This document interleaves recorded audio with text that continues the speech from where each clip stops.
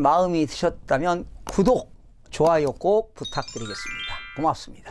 시청자 여러분 안녕하십니까? 김동수입니다. 정부가 강력한 12, 16 부동산 대책을 예고 없이 발표한 이후에 부동산 시장이 전반적으로 진정세 분위기로 나타나고 있습니다. 2020년부터 본격적으로 시행되는 내년 부동산 시장은 세제와 그리고 대출, 청약 등 여러 분야에서 상당한 변화가 예상됩니다. 특히 다주택자들에 대한 규제 강화, 양도소득세라든가 종합부동산세 등 고가주택에 대한 세금이 강화됩니다. 또한 다주택자들에 대한 취득세가 오르는 등 고가와 다주택자들의 전반적인 세 부담이 커질 전망이고요. 그래서 특히 자산관리 계획을 철저하게 세워 나갈 필요가 있습니다. 경자년에 새로 시행되거나 바뀌는 부동산 제도 20여 가지를 자세하게 여러분과 함께 나눠보는 시간을 갖도록 하겠습니다. 첫째입니다. 양도소득세 장기보유 특별공제에 대한 혜택이 축소가 됩니다. 2020년부터 9억 원 초과 고가주택을 양도했을 때 장기보유 특별공제가 혜택이 축소가 되는데요. 여러분들도 다 아시다시피 장기보유 특별공제라는 것은 소득세법에 따라서 토지라든가 건물의 양도소득세를 계산할 때 보유기간을 고려해서 일정 금액을 공제해 주는 제도가 되겠죠. 즉 우리가 양도소득 금액을 구할 때 양도차익에서 장기보유 특별공제를 해서 양도소득 금액을 구하게 되는 겁니다. 결과적으로 보유기간이 길면 길수록 장기보유 특별공제 혜택이 많이 주어지는데요. 지금까지는 9억 원이 넘는 고가주택의 소유자들도 1세대 1주택이라면 거주기간에 관계가 없습니다. 그리고 거주기간에 관계없이 3년 이상만 보유하게 되면 9억 원 초과 금액에 대해서 양도차익이죠. 9억 원 초과 양도차익에 대하여 최소 1년에 8%씩이니까 3년 이상 보유하면 38, 24, 24%에서 최대 10년 이상 보유하게 되면 최대 80%까지 양도차익에 대해서 장기보유 특별공제를 혜택을 해 주었는데요. 2020년 1월부터는 매도하는 주택에 대하여 2년 이상 거주라는 조건을 충족하지 못하면 일반 장기보유 특별공제를 적용해서 1년에 2%씩입니다. 3년 이상 보유하면 최소 6%에서 15년 이상 보유하면 최대 30%까지 공제를 해주게 됩니다. 이 내용을 알아야 양도소득세를 절세할 수가 있게 되는 것입니다. 둘째입니다. 1월부터는 전세자금 대출 후에 신규 주택 매입이 제한됩니다. 자, 전세자금 대출을 이용한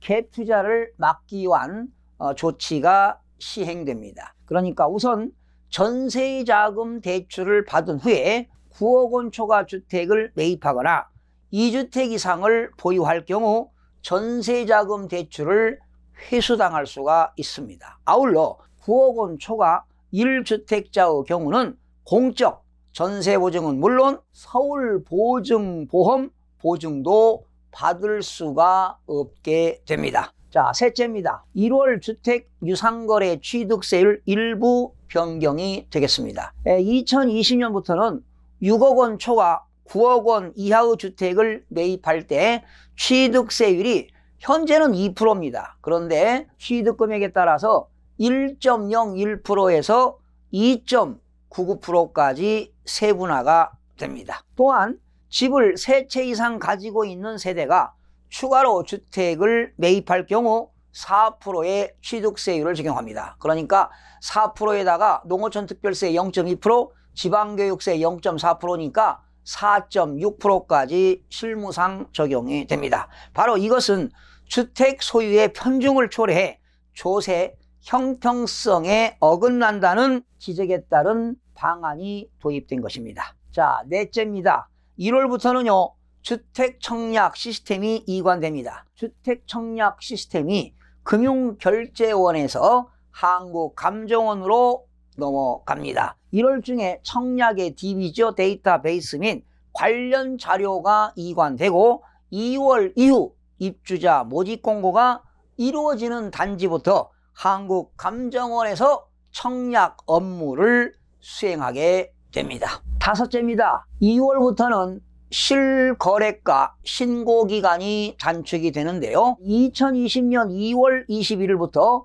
부동산 거래 신고에 관한 법률 규정에 의하여 부동산 실거래 신고 기한이 60일에서 30일로 단축이 됩니다. 이렇게 앞으로 부동산을 거래하게 되면 계약일로부터 30일 이내에 신고해야 됩니다. 또한 계약이 무효가 되거나 취소가 되는 경우에도 해제 등이 확정된 날로부터 30일 역시 이내에 신고해야 됩니다. 만약에 신고하지 않았다, 위반 시는 500만 원 이하의 과태료가 부과가 됩니다. 또한 실제 계약을 체결하지 않았는데 마치 계약이 이루어지는 것처럼 거짓으로 신고할 때는 3천만 원 이하의 과태료가 부과되는 규정이 새롭게 신설이 되었습니다. 실거래가 이렇게 신고기간을 짧게 조정하는 이유는 더 정확한 시세 정보를 전달하는 것과 동시에 부정거래를 막기 위한 조치라고 보시면 되겠습니다. 여섯째가 되겠습니다. 2월 계약서 작성 단계에서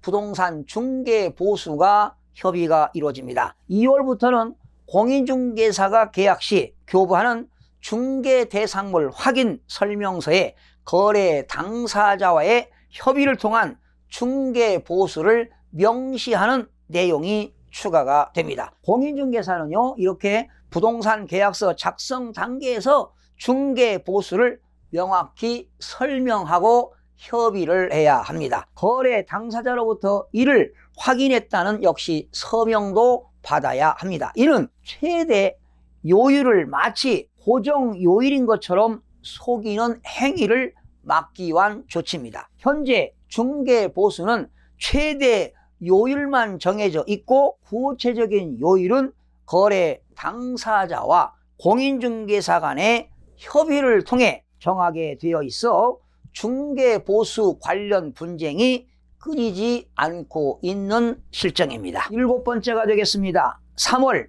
자금 조달 계획서 제출 대상 확대 및 거래 소명 강화가 됩니다. 3월부터는요, 투기 과열지구에서 3억 원 이상 주택 취득 시는 물론 조정 대상 지역에서 3억 원 이상 주택과 비규제 지역 6억 원 이상 주택을 취득할 때도 자금 조달 계획서를 제출해야 합니다. 투기 과열지구에서 9억 원 초과 주택 실거래 신고 시에는 자금 조달 계획서와 함께 소득금액 증명원, 그리고 은행의 예금 잔고, 전세 계약서 등 객관적 증빙 자료를 제출해야 합니다. 8번째가 되겠습니다. 3월 불법 전매 시 청약 제한 및 재당첨 제한이 강화가 됩니다. 3월부터는 공급질서 교란 행위 및 불법 전매 적발 시 주택 유형에 관계없이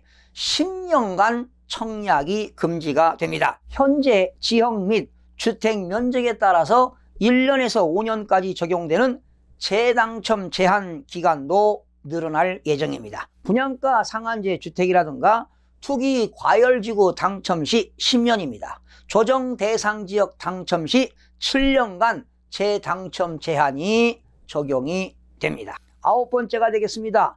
1분기 주택연금 가입 대상이 개편이 되는데요. 보유하고 있는 주택을 활용해 국민들의 노후생활 안정을 위한 자금을 지원하는 주택연금 제도입니다. 주택연금에 가입할 수 있는 나이와 주택이 이르면 2020년 1분기에 개편 시행될 예정입니다. 현행 60세 이상이 가입이 가능한 나이 조건은 55세 이상으로 완화시킬 예정입니다. 가입 가능한 주택의 기준도 시가 9억 원 이하에서 공시가격 9억 원 이하로 변경될 계획입니다. 공시가격이 시세의 약 70% 안팎에 형성되어 있다는 점을 감안하면 시가 13억 원 안팎의 주택 보유자까지 주택연금 가입이 가능해질 전망이 되겠습니다. 10번째가 되겠습니다.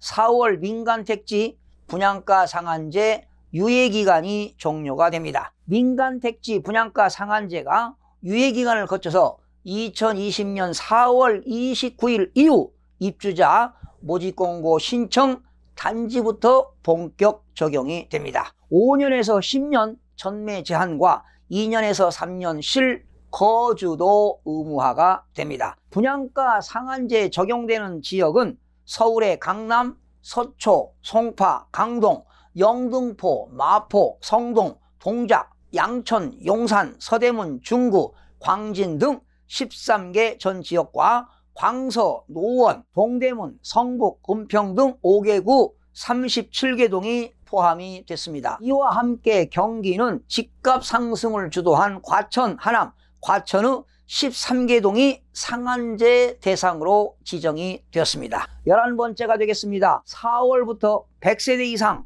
공동주택 관리비 의무가 공개됩니다. 4월 24일부터 100세대 이상 아파트 등 공동주택은 의무적으로 관리비를 공개하도록 되어 있죠. 지금까지는 300세대 이상 또는 150세대 이상 주상복합 건물 등 의무 관리 대상으로 지정된 공동주택만 관리비를 공개했었는데요. 앞으로는 관리비라든가 사용료, 장기수선 충당금 등 21개 항목이 공개될 예정입니다. 12번째가 되겠습니다. 5월부터 연 2천만 원 이하 주택임대소득 소득세를 신고해야 됩니다. 지금까지는 주택으로 월세 혹은 전세를 놓았을 때 연간 수입이 2천만 원 이하였다면 임대소득세가 비과세가 적용이 됐었는데요. 이제는 연 2천만 원 이하 임대소득도 2019년 그러니까 올해 귀속분부터 소득세가 과세되기 때문에 내년도 2020년 세무당국에 5월 1일부터 5월 31일까지 주소지 관할세무서에 신고를 해야 됩니다. 다만 연 2천만 원 이하의 소득자는 분리과세도 할 수 있고 혹은 종합과세 중 선택이 가능합니다. 부부 합산 기준으로 해서 집이 두 채라면 연간 월세 소득에 대해서만 과세하지만 만약에 부부가 공동으로 합산해서 세 채 이상이라면 월세와 보증금 그러니까 전세보증금이 되겠죠. 3억 원 초과분에 대해서는 간주 임대료를 계산해서 2020년 6월 1일까지 신고를 하면 되겠습니다. 5월 31일이 일요일이기 때문에 6월 1일까지가 되겠죠. 자, 13번째가 되겠습니다. 6월부터 신용카드 월세 납부가 서비스가 출시됩니다. 세입자가 말이죠. 임대인에게 집주인에게 월세를 신용카드로 낼 수 있는 서비스가 이르면 6월부터 출시가 되는데요. 월 200만 원 한도 내에서 부동산 월세를 신용카드로 납부할 수 있는 서비스로 신한카드가 현재 준비 중에 있습니다. 잘 활용하면 임차인은 당장 현금이 부족하더라도 월세를 밀리지 않고 납부할 수가 있고요. 임대인 역시 월세 연체나 미납 없는 안정적인 임대사업 운영이 가능해질 것으로 기대가 됩니다. 14번째가 되겠습니다.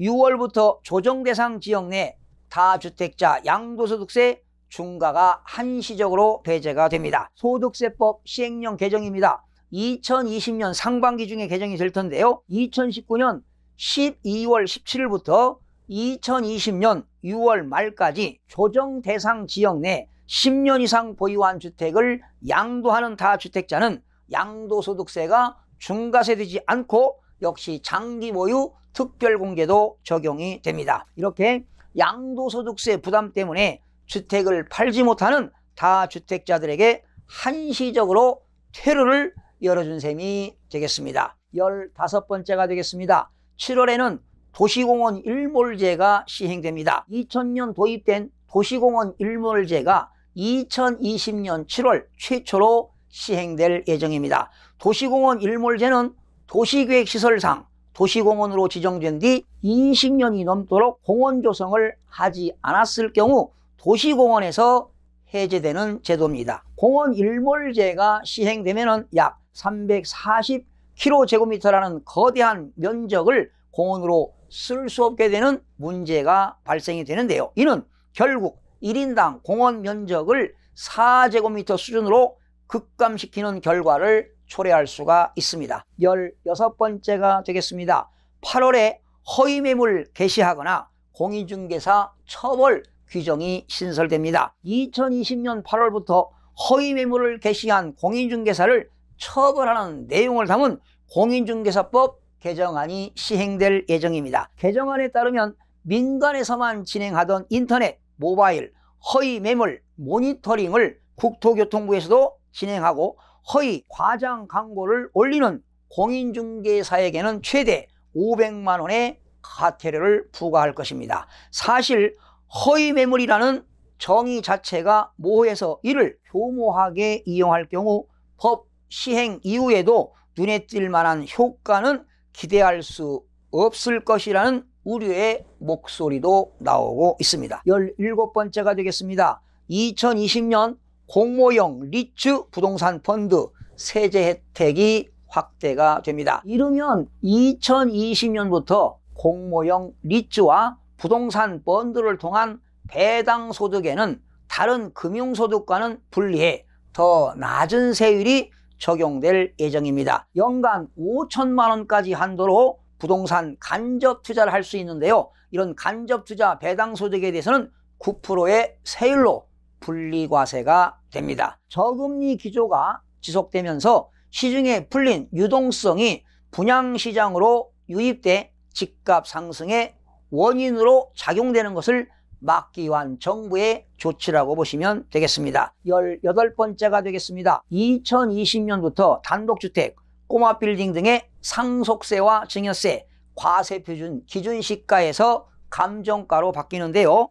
단독주택이라든가 소형 빌딩을 상속하거나 증여할 때 세금이 크게 늘어날 전망입니다. 단독주택과 꼬마빌딩은 시세 파악이 어렵다는 이유로 대부분 시가의 60% 정도 수준의 기준시가로 계산해서 상속세와 증여세가 과세되어 왔습니다. 이로 인해 다른 부동산보다 세금을 줄일 수 있었는데 과세 형평성 문제로 2020년부터는 기준시가 대신 감정평가를 통해 시세와 비슷한 수준의 과세 표준을 적용해서 세금이 부과될 예정입니다. 19번째가 되겠습니다. 2020년 종합부동산세 세율이 조정됩니다.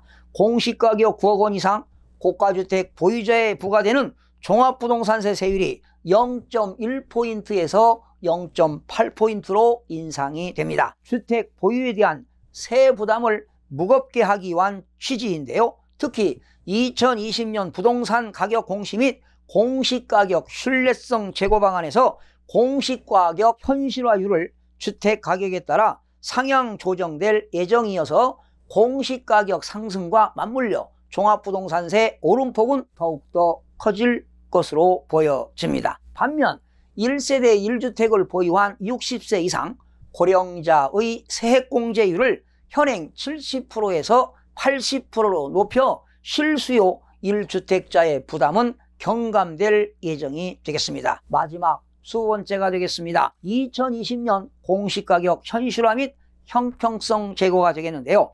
시세 9억 원 이상 주택을 대상으로 한 부동산 가격 현실화율, 시세 대비 공시가 반영률이 상향 조정될 것입니다. 9억 원 이상 주택의 60%에서 70%가 평균 현실화율에 미달해 형평성 확보를 위한 공시가격 현실화가 시급하기 때문입니다. 현실화율의 재고 수준을 가격별로 각각 70%, 75%, 80%로 하게 됩니다. 30억 원 이상 공동주택 현실화율은 시세의 80% 수준까지 올라서 보유세가 큰 폭으로 인상될 전망입니다. 이렇게 2020년부터 본격 시행되는 부동산 제도를 정확하게 파악하시어 철저한 자산관리 계획을 세우시기 바랍니다. 시청해주신 여러분 대단히 고맙습니다. 최선을 다하겠습니다. 내일 아침에 찾아뵙겠습니다. 마음이 드셨다면 구독, 좋아요 꼭 부탁드리겠습니다. 고맙습니다.